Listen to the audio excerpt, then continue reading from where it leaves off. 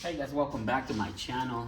Today I'm working on this 2008. This is a 2008 Buick Enclave. Um, and the reason why I pulled this engine out is because it wouldn't start. Like it wouldn't start at all. I just turned over and over and over, but it wouldn't start. And I had the code P0340, P0345, P0365, and the P0390. This is the 3.6 liter engine, very famous for having timing chain issues, and this one was having timing chain issues. Not only that, timing chain issues, but I had a lot other problems, and I might just make another video and show you what the other problems are once I'm done with this. But today I'm making this video because somebody asked me. I made another video for the timing chain on another Buick, and somebody actually, Johnny, it was Johnny 4713 IFY. He asked a really important question that I didn't even think about. So he kind of brought it up, and I'm making this video so I can show you how I do. Let me just read it. Let me just read it for you. He say, I noticed on other videos they put cam phasers locking plates to hold the phaser in place. And then he goes to say, but you can do this job on your sleep right now, LOL. So then he goes to say, so before you even start taking off the oil change, you set the marks by turning the crankshaft over to the correct position. But my question will be, if your chains has already jumped a tooth or two, how do you correct that? I'm assuming that phases will be off. No one has really explained that on video. So today that's what I'm gonna do. I'm gonna explain how I do it, and the way I start tearing down these engines and get them prepped for the timing chain. So he say that be on another reply. He say that'd be cool to see. Maybe you can show how to set up the timing chains before you take the old ones off, and explain what you need to do if you are off a tooth or two, and how to reset time, the phasers, crank, etc., correctly. Your explanation of how and why you do it a certain way is super informative, a masterclass of how to do it, and your videos are much appreciated. I do my engines differently. I have not seen other videos. Apparently other people use tools. I don't use tools. I know how to set the time correctly, and it's gonna be right. It's gonna be right every time. Every time I do one of these, it's gonna be right without even using tools. If you have the tools, it'll be best to use the tools. And if you don't have the tools and don't want to spend the money for the tools, you can do the way I do it. But the way I do it is it takes time, well, enough talking. Let me just show you how to do it. So first thing I gotta do is I don't know if you can see. You're probably not gonna be able to see it. This engine is caked up with a lot of carbon buildup. This is because it was having like very poor maintenance. There was very poor maintenance on this engine. I got a broken guide right here, and I got another broken guide somewhere. Anyway, so this is lack of maintenance. As you can see, like on my valve covers, they're all caked up with gunk. If you don't keep up the maintenance, guys, this engines are gonna have a lot of issues. Same thing with this other valve cover. Even the PCD is clogged up. This is why it's very important on these engines. Look at the timing chain cover. See, it's caked up with carbon buildup. And this is one of the reasons why this engine was having a lot of problems with the timing. Even the camshaft,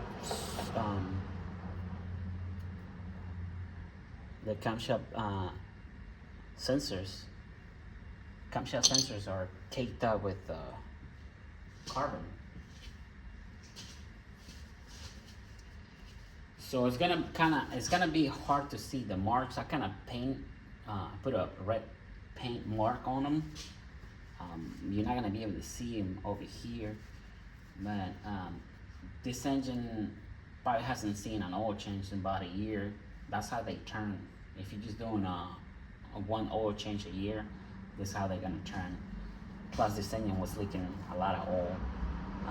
Like I said, this engine was running fine, and then one day they parked the car, and they tried to start it, and it wouldn't start no more. So it's not like it jumped time, but if it jumps time, you gotta be careful, because if it jumps, usually when it jumps time, it's gonna be on this side. This tensioner fails, and this is the one that always failed. And this one will let go of the chain and it will jump time.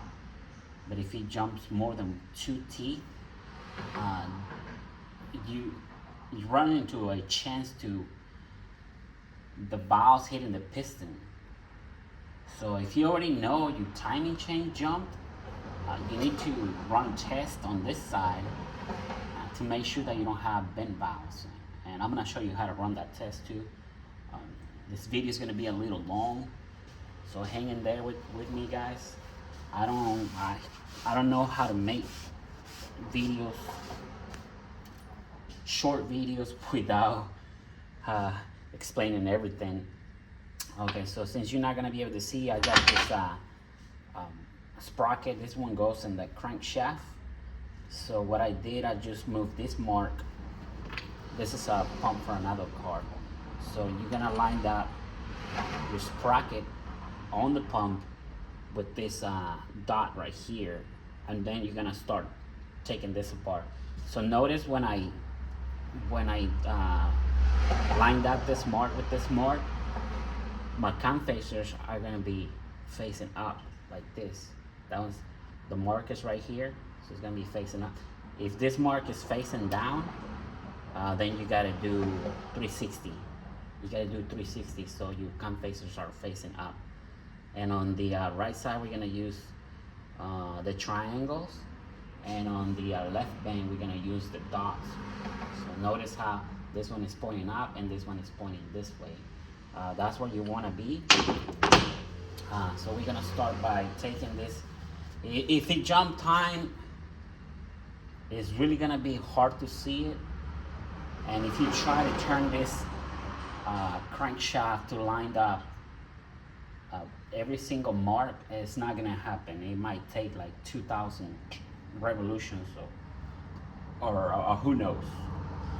Don't worry about it. Don't worry about if it jump time. Don't worry about it, because it doesn't really matter how you disassemble it. What matters is how you put it in time, and make sure that it's on time correctly, and also make sure that you don't have bent valves. So I'm gonna show you how to set the cams without the tools, and I'm gonna show you how to disassemble. Enough talking, let's get at it.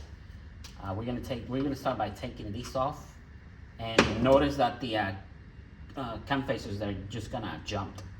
So don't worry about it.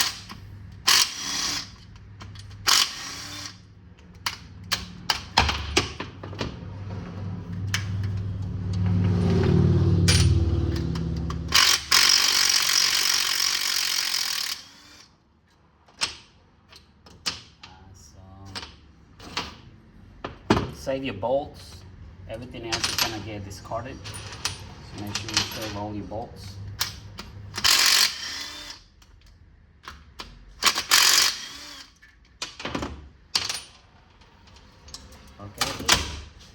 jump. This one has a little bit of tension. Okay, they're staying there. They're staying there. Next thing we gotta do is we're gonna turn our crankshaft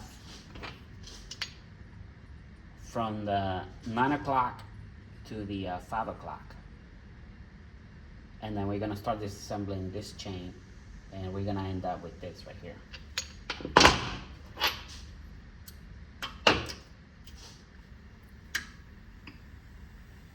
Like, it doesn't really matter how you disassemble, like I say, but this is what you're supposed to do. So I'm lined up right there. I'm lined up right there with the 5 o'clock mark. And as you can see now, my mark is facing that way, and this mark is facing up.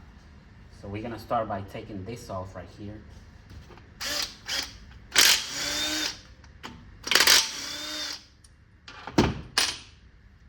Let me get a pry bar. I don't want to use my impact as a hammer.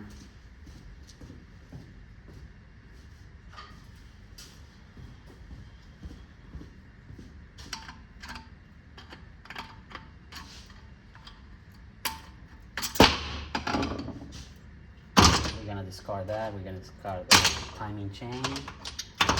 Just make sure you save all your bolts. Now we're gonna take this guy off.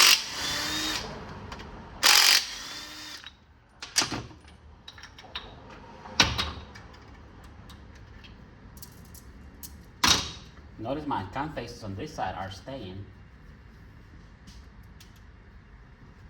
They're staying in place, so you don't really need the tool, because when you go back, all you gotta do is line this mark right here. Excuse me. Let me see if I got a clean chain. Not a clean one, but a cleaner. Let's see. This one right here. When you go back, all you gotta do is set this mark right here, and then you just kinda, see, they kinda move a little bit when you let them go. But anyway, I'll show you how to do it. You might have to use a tool, but if you do it the way I do it, you don't have to use anything. Okay, so we're done with this chain right here. Now we're gonna release the tension over here.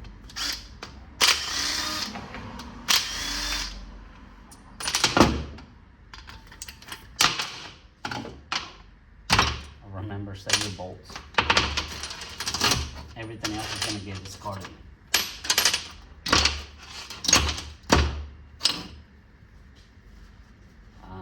Okay, we're gonna get this guy off.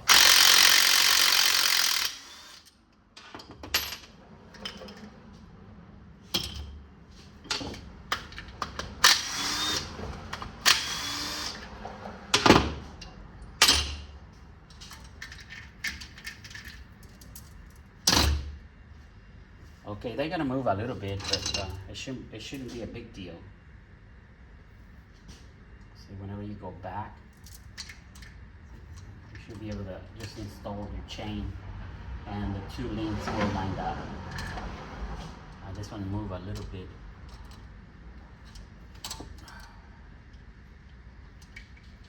One tooth, so you can kind of play with it like that. You know, play with the like that, right there.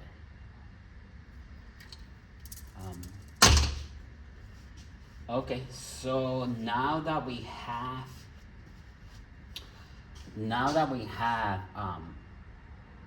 the timing chain disassembled, that's where you want to be.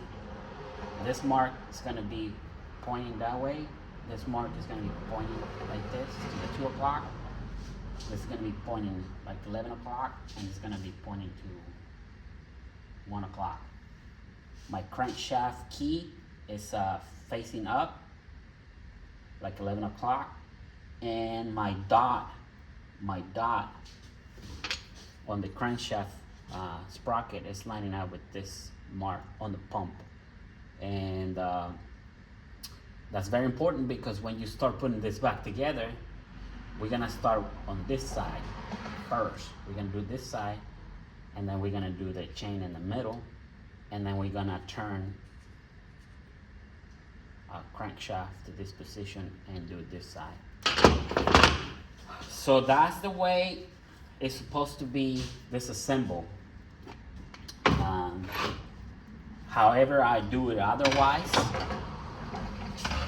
because as you notice, these people did not bother to change their oil. So if they didn't bother to change the oil on the engine, there could be some other damage. And it's kind of pointless for you to start doing your timing chain and you have another problem on the valve train or at the bottom end. And this is why I do it like this, because not only I'm gonna do the timing chain, but I'm gonna inspect this engine and make sure that it's worth installing a timing chain on it.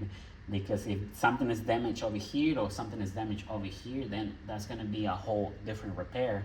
So what I'm gonna do right now, let's just say that this side was a jump time.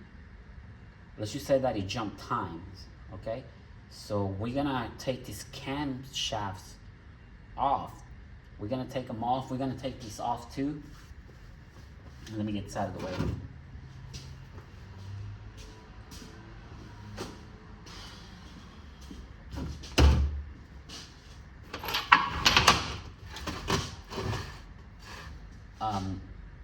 I'm gonna remove the camshaft caps.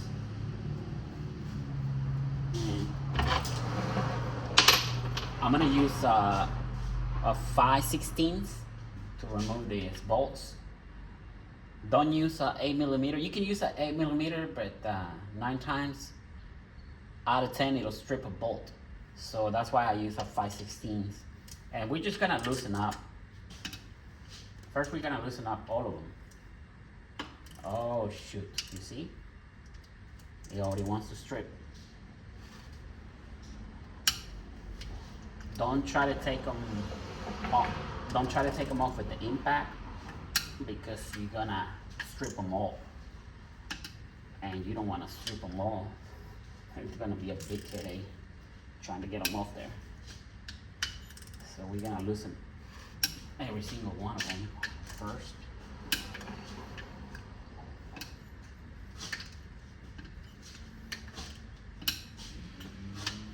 I'm gonna try to do this as fast as I can, so we don't make this video too long.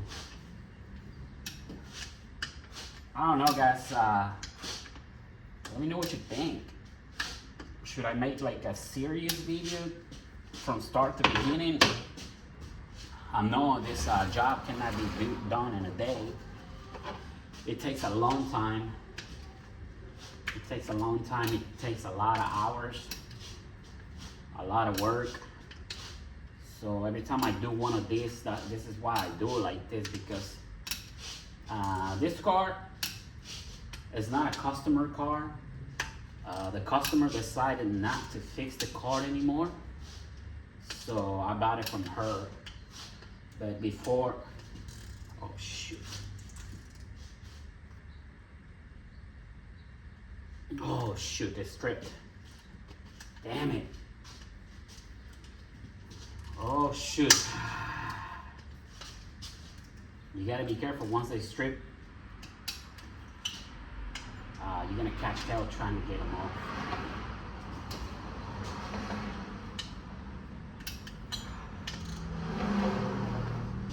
I got one stripped, guys. I don't know if I'm gonna be able to get it off, but oh shoot, yeah, stripped.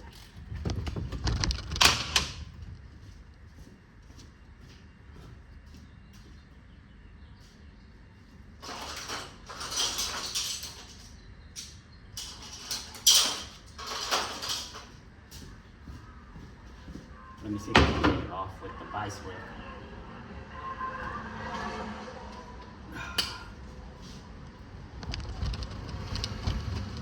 Oh no, this one is stripped pretty bad.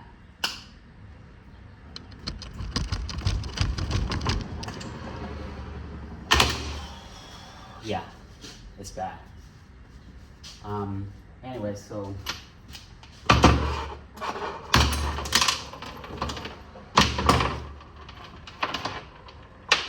that's what I was trying to avoid, that it happens.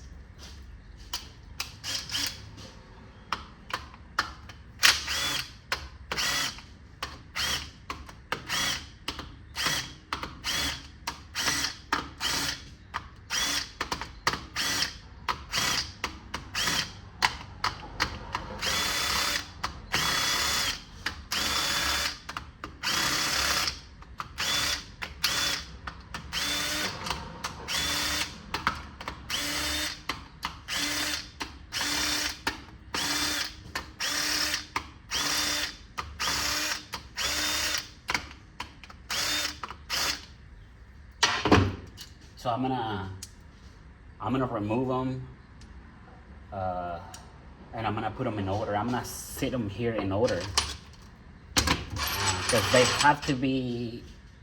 They have markings. You just can't see it because they're pretty built up with carbon. But whenever I go back to put it back together, I'm gonna show you how they go. But just keep everything in order. You know, keep everything in order. And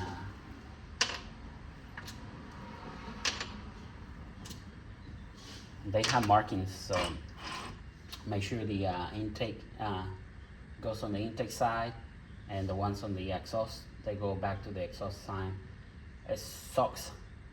side, and make sure the cam facers same thing too, because they got their own odor. So make sure they go in order. So the ones that I disassemble on this side, I'm gonna put them on this side, and the ones that I disassemble on that side, I'm gonna put them on that side. That way I don't get them mixed together. I know how they go, but just trying to give you a tip how to do it if you first time you're doing this. So now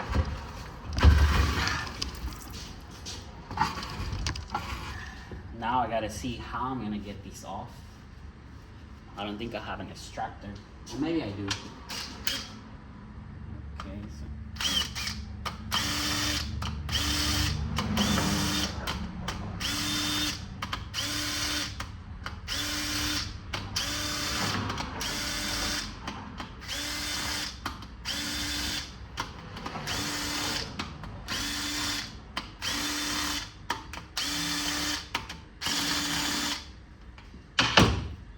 The same thing, you're gonna take them off in order.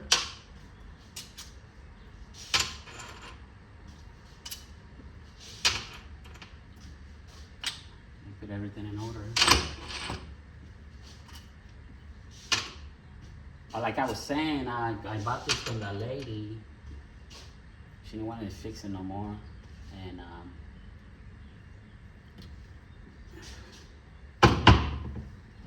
before I'm gonna flip this. I'm gonna fix and flip, but before I flip it, I want to make sure that everything is good, and I want to make sure that when I sell this car, it's not gonna come back to me. You know, I'm gonna go through everything on the engine. I'm gonna do new gaskets, and I want to inspect the transmission, because if they didn't change the oil on the engine, most likely they didn't change the oil on the transmission. And you can notice when your transmission starts acting up. Of course, I don't know if the transmission was acting up because the engine wasn't running. But for what I know, the car was running fine, and just one day it wouldn't start. This is a converter from another transmission, and you probably want to remove it and inspect it. And if the converter turn blue, yellow, or dark, that means your converter is burned out. And right now that you have the engine apart, this will be a good time to replace your converter. You don't always have to do it like I do. This is just me doing it because I go thoroughly through the engine and I go thoroughly through the transmission before I put them back together. The way whoever the new owner is not gonna have a hard time trying to fix a leak or trying to fix the transmission, trying to fix whatever. Whenever I sell one of these cars, it's gonna be running perfectly, and that's the goal. That's what I'm trying to achieve. I know there's a lot of people out there just screwing other people left and right, and I want to make a difference. You know, I want to be able to sell a car to somebody and not have to worry about like major problems. It's used cars, of course, you're still gonna have issues here and there, but the main thing is selling somebody a car with a healthy engine and a healthy transmission. That way they don't have to worry about spending $3,000 a week later when they bought the car. So that's pretty much my goal. That's what I'm trying to achieve in here. And a lot of people have bought cars from me and they pretty happy. They satisfied. I don't ever have an issue with these cars coming back. I always recommend people to do oil changes every 3,000 miles or every 3 months. So you inspect your converter, and then what I do is I pull the computer out of the transmission. I pull the bell housing, and I change the filter, and I pull the computer because on those, every single transmission, they're gonna have the same issue. These are the pressure switches, and a lot of times the laminated disc in there gets blown up, and you won't have you're not gonna have a check engine light or anything, but you're gonna feel it like hesitation, your transmission not shifting right. You're gonna feel a kick. Well, when you see those symptoms, take your car and have somebody scan it. A lot of times, if you fix this problem before the transmission burns up, before the transmission starts acting out really bad, if you fix this problem, it'll save your transmission. Because if you keep driving like that, you're most likely gonna burn up the transmission. So that's another issue, common issue with these cars, and I always go ahead and address this problem before I put everything back together. I think I got other videos out there. You might want to check it out. I think it was 08 Buick Enclave transmission problems. Check it out. I explained how to do the pressure switches on that one too. I got a bunch of videos about these cars. I really like these cars. It's a shame that people are not doing maintenance on these cars and they keep blowing up the engines. And then I seen a few YouTubers uploading videos, oh, do not buy these cars because they come with bad engines. There's no bad engines, guys.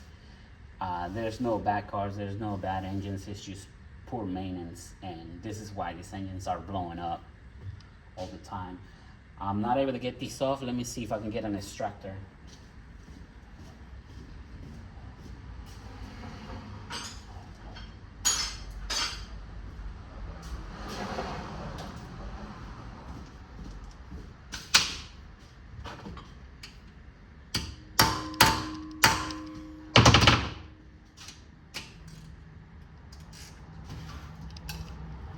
Got it. So just be careful, guys. Like I said, you don't want to strip all these bolts. I got plenty of bolts for this, so it's not a big deal for me. And same thing, we're gonna keep this in order. And we're gonna keep this in order too.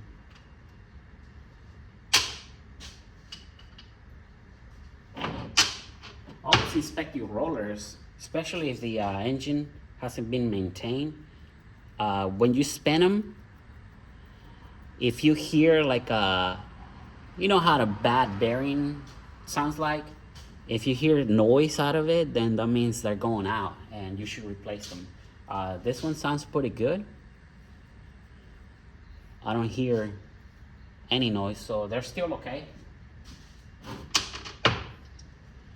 Yeah, if you do that and you can hear bad bearings in there, just go ahead and replace them. Because otherwise, it's just, no matter how much money you spend on it, and if you don't address that problem, the engine is still gonna blow up anyway.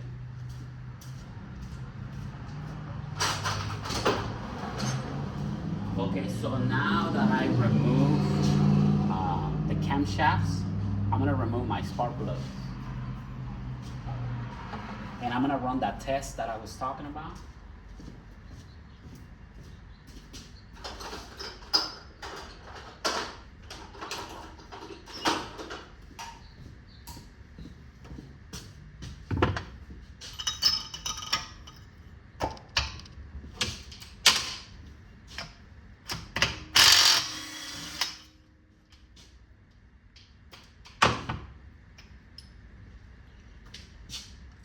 This car has come with the outer light spark plugs. These are the worst spark plugs you can ever use on a Chevrolet. Make sure that you use the AC Delco, and they're gonna try to sell you platinum, but you can actually upgrade to the Iridium, which is a harder spark plug, and it can withstand a lot more heat. So it'll be a good upgrade if you do the Iridium instead of the platinum.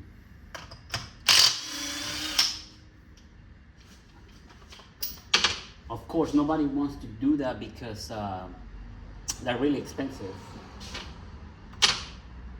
But if this is your car and you're planning on keeping it, I would recommend you to upgrade to the Iridium. Okay, so we're gonna flip this over. We're gonna remove the spark plugs over here.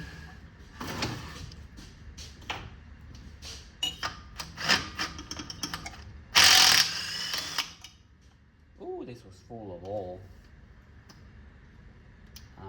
Yeah, this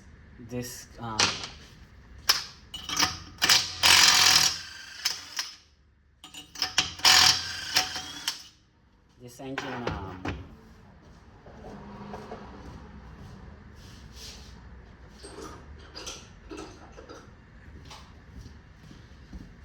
this engine was very poorly maintained. It's a shame, guys, that people don't take care of the car. Same thing with our rollers. We're gonna keep them in order. The rollers doesn't really matter. It doesn't, as long they're not scored, they're not pitted, scored, or making a loud noise. It doesn't really matter where you put them. Okay? For this video, we're gonna keep everything in order. Okay, now that I've removed everything in here, I'm gonna do a cylinder leak down test. And that test is gonna tell you a lot. It's gonna tell us a lot about the performance and the health of this engine. This is what I'm gonna use. This is a Snap-on. Part number is N14EEPV5 GL4S. I'm not sure if that's the right part number. So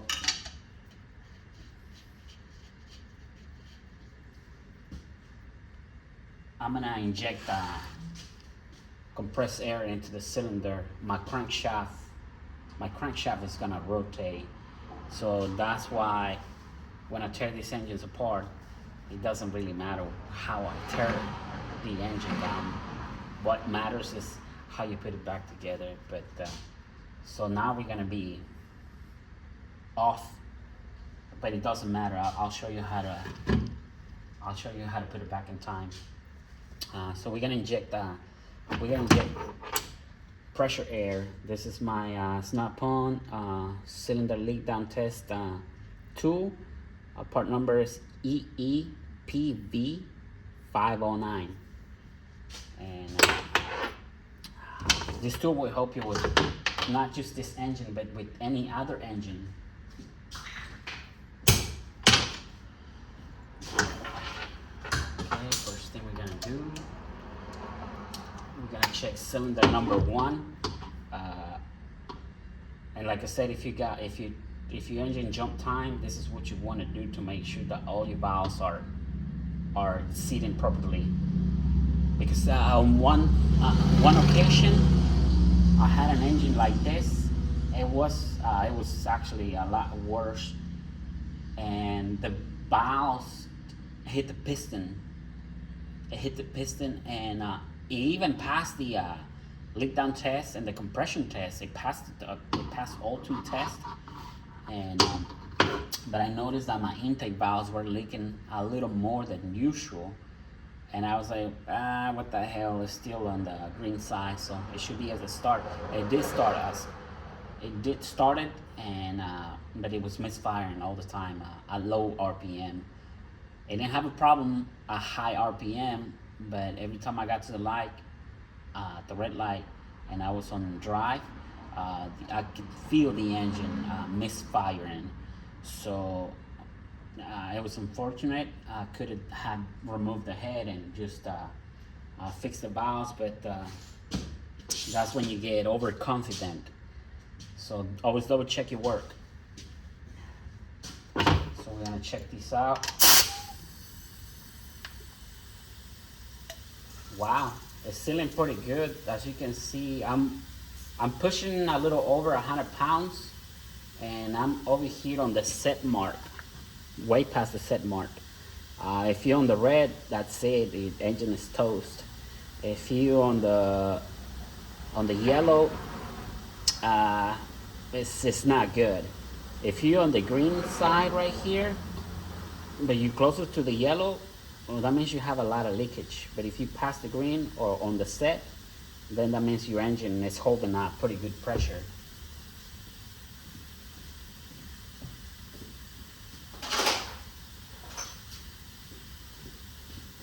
And a lot of times the intake valves build a lot of carbon, or the exhaust valves build a lot of carbon, and that's why they don't seat properly, and all the pressure will escape through the intake valves or the exhaust valves. But this one is holding pressure pretty good. So holy moly, I like that sound.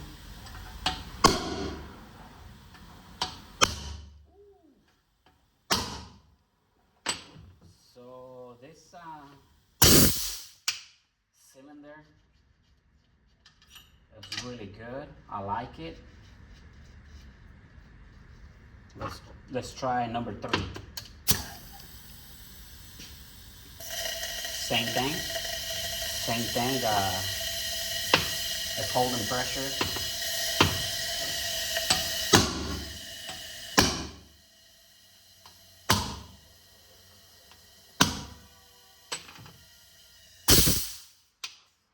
I'm just tapping the valves. I'm not hitting them too hard on them, you know. So cylinder 3 passed the test, the leak down test. Let's go with number 5. So number 5.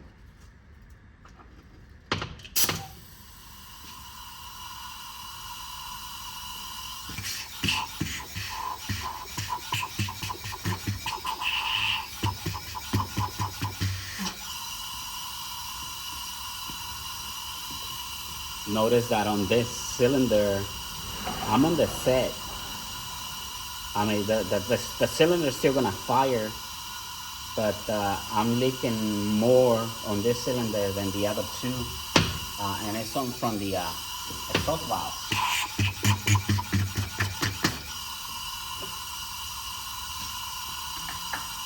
And a lot of times it's just carbon buildup around the valve. So let me see if I can blow it off.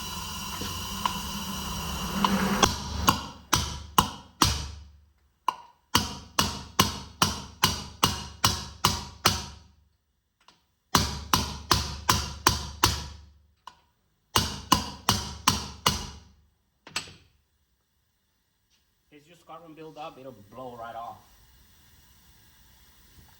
You see? Now my pressure went up. And I still have a leakage. I try to blow it out some more.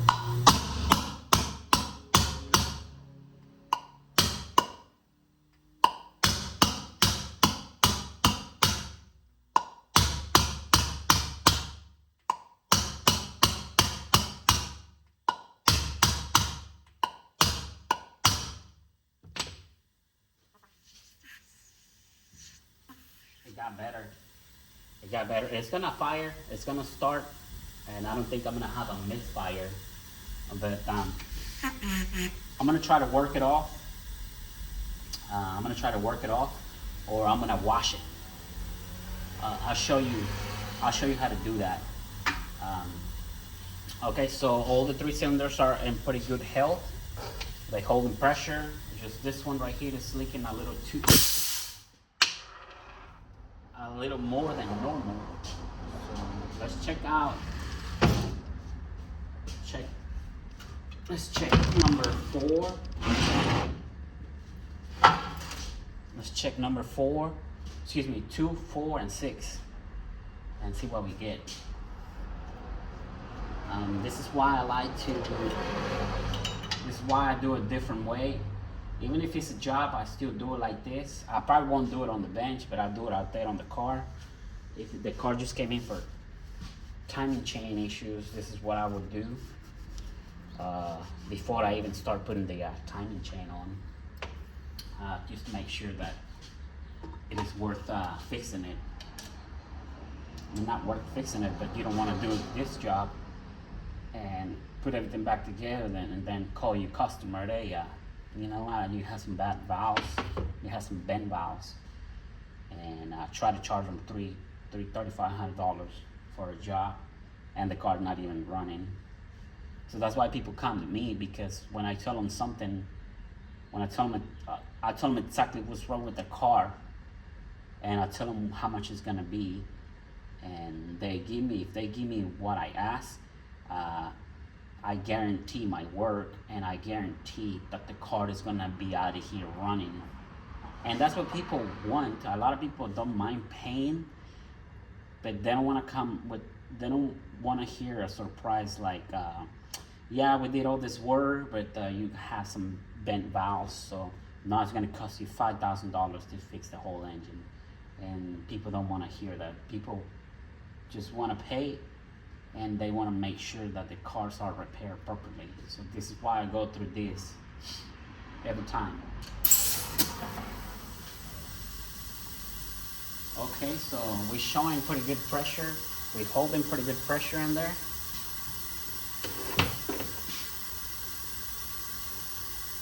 And my intake, my exhaust, they're not leaking. That's number 2. I'm gonna go with number 4.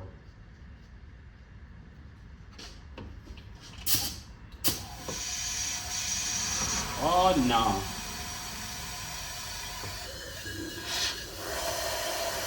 Wow. We have a really bad leak on number 4.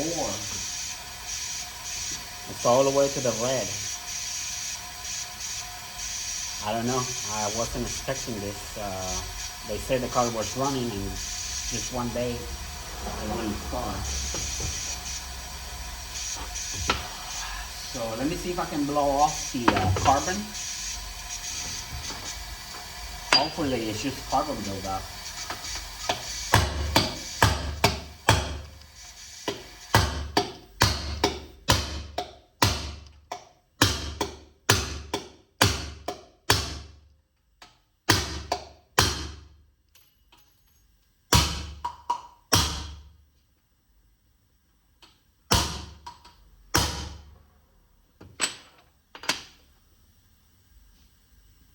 Check this out. I'm holding pressure.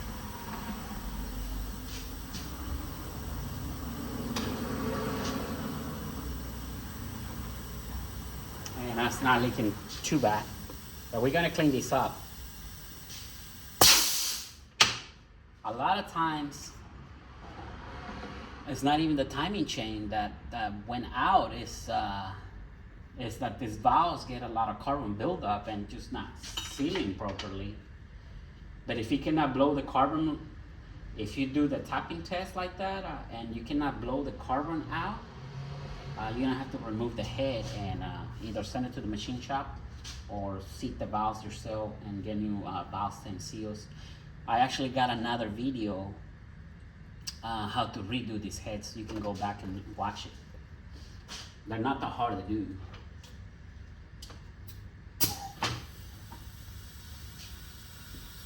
Okay, so I'm well set. It's holding pressure.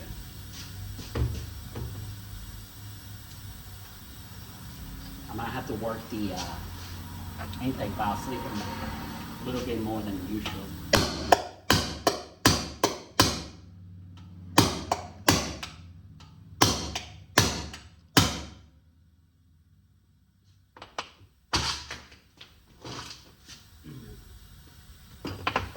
And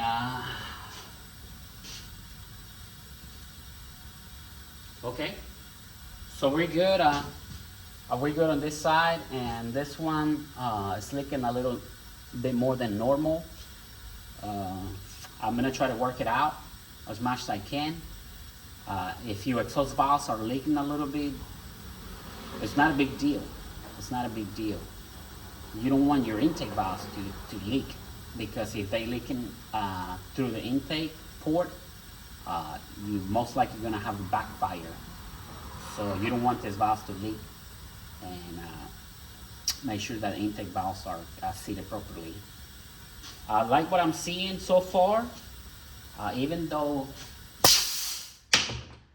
this engine hasn't been maintained properly, and it's still healthy. I don't see no scoring in here. I don't see nothing broken. My cam shafts, they're okay. I'm gonna have to clean them. They're not scoring, they're not pitted, you know. So my camshaft caps, they got a little bit of a scratch. If your fingernail gets stuck in there, then that's bad. But if you rub against your the cap and you don't catch anything in there, it should be okay. All you gotta do is sand it down, clean it, and that's what we're gonna do with this engine. So now that we tested our valves, and our valves are seating properly, and we holding pressure, that's still not gonna give us a proper reading, or it's not 100% sure that the engine is healthy.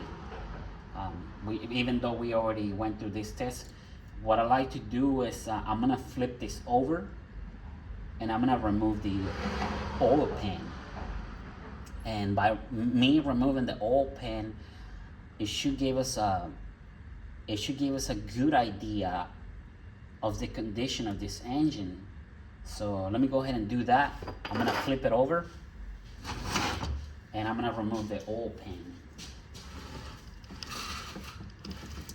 If you have a rear main seal leak, this will be a perfect time to replace your rear main seal. Let's hope I don't slam this. Damn.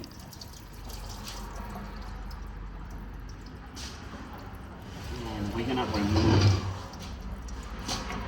the engine oil pan.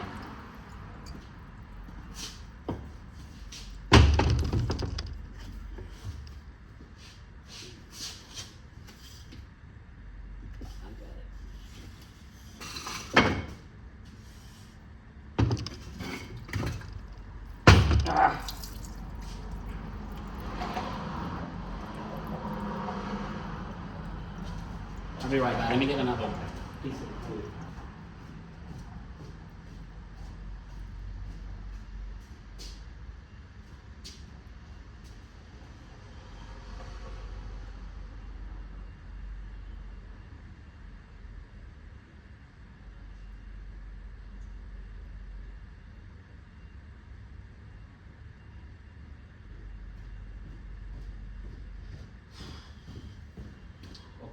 I'm back.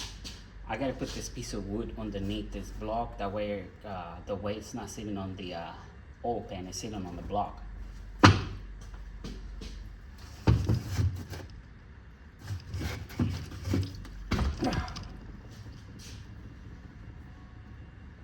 Okay. Now that we're clear, this engine is really nasty. Now that we're clear, we're gonna go ahead and remove the oil pan.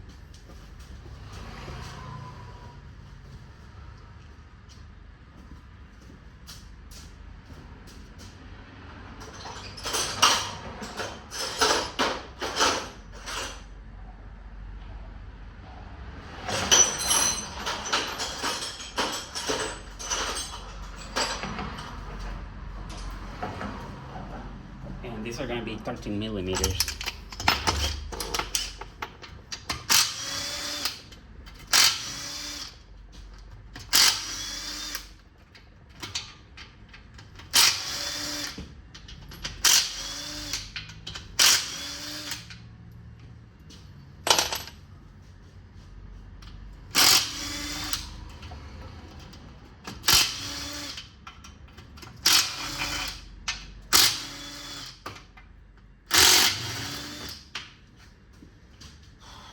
It's got 13 millimeters. It's got 1, 2, 3, 4, 5, 6, 7, 8, 9, 10, 11, and it's got 2 10 millimeters in the back.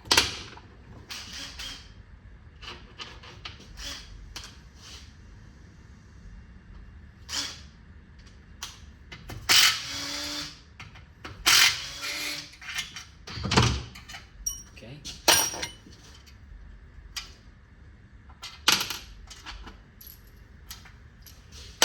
Now we're gonna split this open.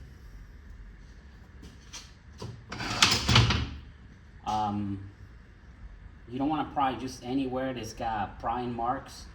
One is gonna be right here, and the other one is gonna be back here. That's where you need to pry. And there you have it.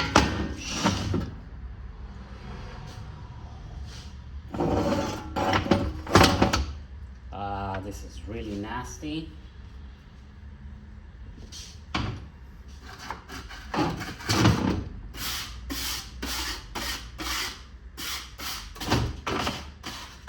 I'm just hoping we don't have anything broken down here.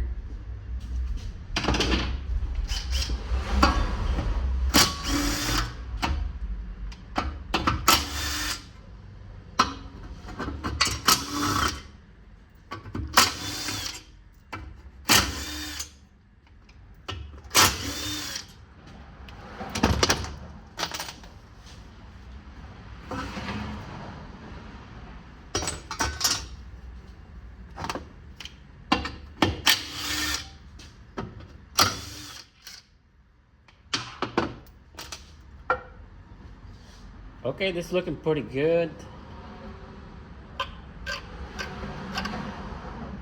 I don't see no metal in there. This pickup tube is clogged up a little bit, but that's just oil that wasn't getting through. It got hardened. So this engine was lacking lubrication. I don't know how it managed to survive. There's a gasket right here, and you want to replace this gasket. Let me give you a part number. I think I got one in here.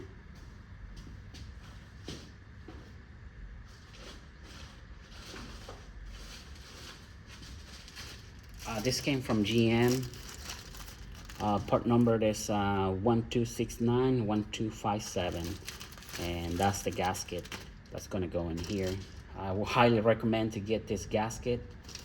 Don't try to silicone it, because this one goes straight to the pump. If you put silicone around here, you're gonna get silicone in here, and you're probably gonna create a bigger mess. And they're not even that expensive. I think they're like $15.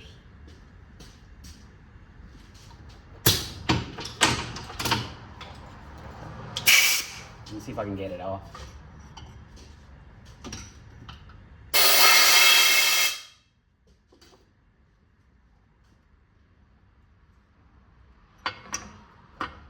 See, it's really hard. It's hardened, and it broke when I tried to pull it out. So definitely, this is a must. You must change this gasket.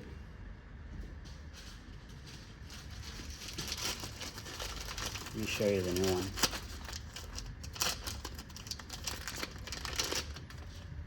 You see the new one? It's a must. You must replace it. Otherwise, there's no point doing all this work. And I don't see on my old pen, I know it looks really nasty. Let me see if I can dump this out.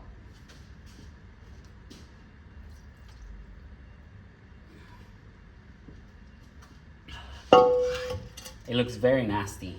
We're gonna have to give it a good clean. But I don't see no metal shavings. No metal shavings, no broken pieces, not excess wear. This engine is still worth fixing. Instead of what we're gonna do next is I'm gonna clean this up. I'm gonna clean the camshafts. I'm gonna clean the block. I'm gonna clean the heads. And I'm gonna make another video and show you how I clean these engines. And just notice the before, and you'll see the after when I'm finished with it. So I like it. I like what I'm seeing. I was thinking I was gonna get a really messed up engine here, but so far we are good. Now what I'm gonna do is I'm just gonna remove one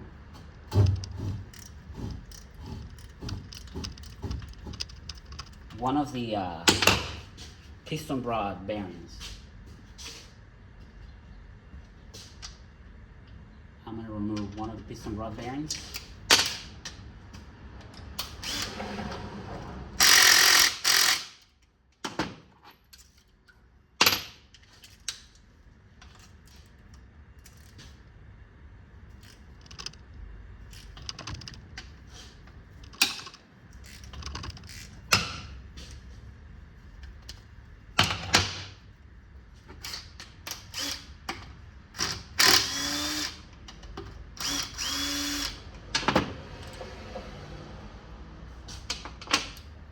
Just want to make sure they're not damaged, scored, or burned. So you can see